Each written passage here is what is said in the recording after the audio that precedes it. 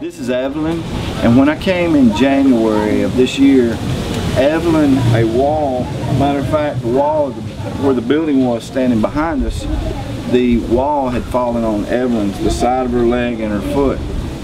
And it had scraped the skin off the side of her foot and had mashed her ankle. When we found her, she had been like that for 3 weeks and had a very bad infection in her foot. Matter of fact, her foot was about 3 times the size of normal.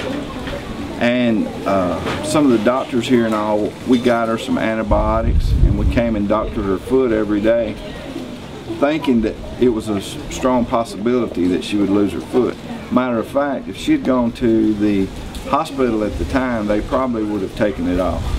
Because medicine here is, there's no aftercare. They just do what's best at the time. So they amputate and then send you home. A week following the earthquake, the hospital here did over 400 amputations, just to let you know how bad it was. So Evelyn here had a really bad injury, and it just so happened that the Lord saw fit to send doctors here that knew how to take care of it.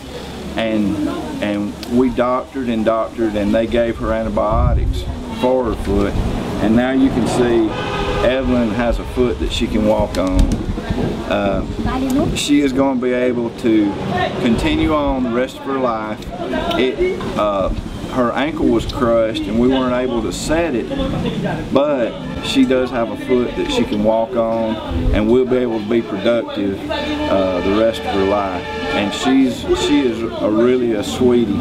And every time I come to Haiti, I come to see Evelyn, and the first thing she does is come walk over on her foot and give me a kiss on the cheek.